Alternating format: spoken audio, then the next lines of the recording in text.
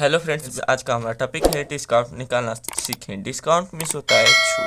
तो छूट आज की इस वीडियो में हम लोग निकालना सीखेंगे। जैसे कि यहाँ पे देखिए, हमारा पहला प्रश्न है 799 पर 10% छूट।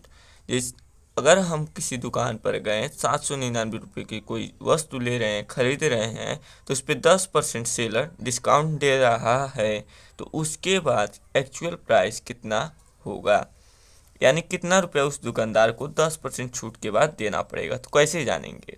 सबसे पहले हम लोग यहाँ पे 799 का ही 10% ज्ञात कर लेंगे। 799 का 10% पहले ज्ञात कर लेंगे, यानी कि 10% जो है यह तो मूल्य हो गया रुपये में, और यह परसेंटेज में दे रहा है छूट। तो परसेंटेज को हम लोग मूल्य में कन्वर्ट करेंगे, और जितना मूल्य आएगा छूट कि जितने रुपये छूट होगा उसमें इसमें से उसको घटा देंगे, तो हमें मालूम चल जाएगा कितना एक्चुअल प्राइस होगा।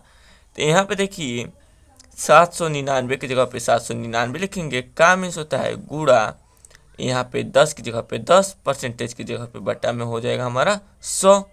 अब यहाँ पे दोस्तों हम लोग नीचे एक जीरो से ऊपर एक जीरो को कैंसिल कर देंगे। अब बचा हमारा 799 बटा में 10। अब देखिए दोस्तों, इसे सरल करना बहुत ही आसान है। नीचे वाले में 10 है, यानी कि एक जीरो है, तो ऊपर वाले में एक अंक के पहले दशमलव लगा देंगे।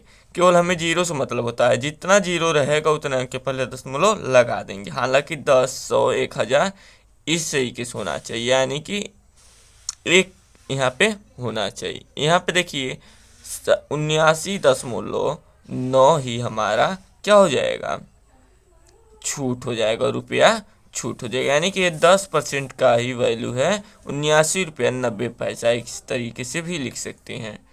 अब 799 में से 799 रुपया में से 79 रुपया 90 पैसा को हम लोग घटा देंगे।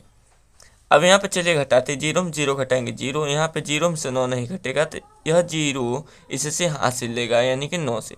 तब 9 इसे एक हासिल देगा, इसके पास हो जाएगा 10, 10 में से 9 गया 1। अब यहाँ बचा 8, 8 में से 9 नहीं घटेगा, फिर 8 9 से हासिल लेगा, यह 1 से हासिल देगा, तो इसके पास हो जाएगा 18, 18 में से 9 गया 9। अब यहाँ पर बचा 8, 8 में 7 गया 1, यहाँ पे 7। अब यहाँ पे 2 अंक के पहले दशमलव, 2 अंक के पहले दशमलव लगा देंगे। अर्थात कहने का तात्पर्य है कि 719 रुपया 10 पैसा ही इसका आंसर होगा। यही हमारा क्या है, आंसर है, इस वस्तु का एक्चुअल प्राइस है। यानी कि 799 पर 10% सेलर डिस्काउंट दे रहा है, तो हमें 719 रुपया 10 पैसा उसे देना पड़ेगा, पे करना पड़ेगा। आई होप कि आप सभी को डिस्काउंट निकालना समझ में आ गया होगा। यदि समझ में आया है तो प्लीज़ इस वीडियो में हम आपको होमवर्क भी दे रहे हैं, तो इसका आंसर आप सभी को कमेंट में बताना है।